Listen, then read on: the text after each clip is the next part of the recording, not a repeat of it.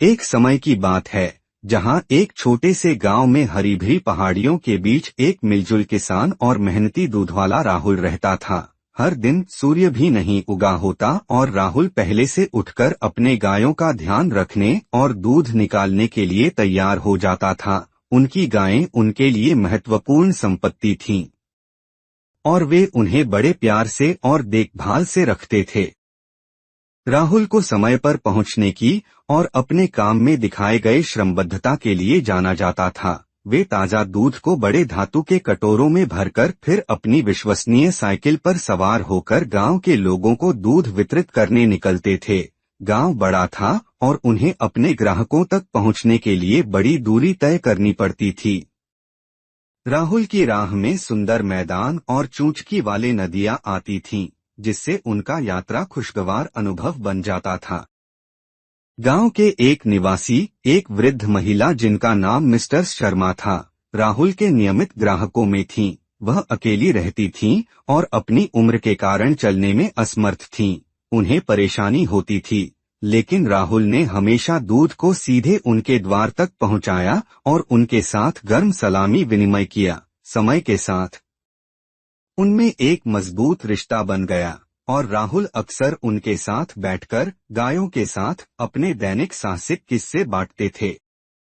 एक सर्दीय सुबह जब राहुल मिस्टर शर्मा के घर जा रहे थे, उन्होंने देखा कि आगे जाने वाला मार्ग एक गिरी हुई पेड़ से बंद था। गांव के लोगों को दूसरी तरफ पहुंचने के लिए एक लंबी और मुश्किल रास्ता चुनना पड़ा। हालांकि राहुल को यह नहीं रोक सका कि अपने ग्राहकों को ताजा दूध की विशेषता से वंचित कर दे।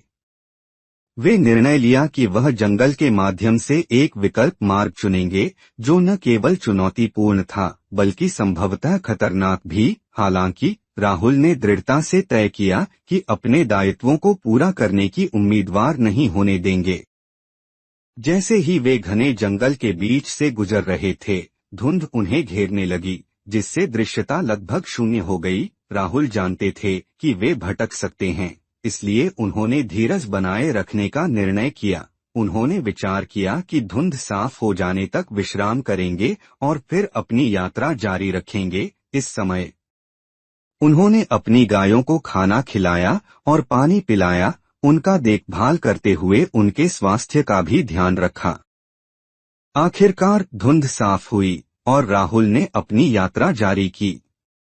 लंबी और कठिन यात्रा के बाद उन्होंने मिस्टर शर्मा के घर पहुंचा, जहां वह ताजा दूध के दैनिक अनुदान के लिए बेताबी से प्रतीक्षा कर रही थीं।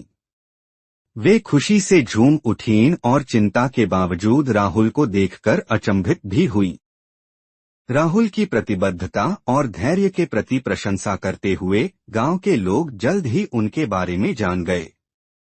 उन्होंने उनके प्रयासों की महत्वपूर्णता को और अधिक समझा और कई लोगों ने उन्हें उनकी समर्पणशीलता और दया के लिए सराहा। समय बीतते हुए मुख्य मार्ग को रोकने वाला गिरा हुआ पेड़ हटा दिया गया, लेकिन राहुल का नाम एक विश्वसनीय और प्रेम भरा दूधवाला बना रहा। वे नम्र रहे और अपने दैनिक कर्तव्यों को एक मुस्कान के साथ पूरा करते रहे और दूसरों के प्रति सहानुभूति और सेवा के साथ सार्वजनिक में एक प्रिय चित्र बन गए। राहुल की कहानी के दम पर उनके बेहतर नागरिक बनने का संदेश भी गांव के पार सभी लोगों के दिल में बस गया।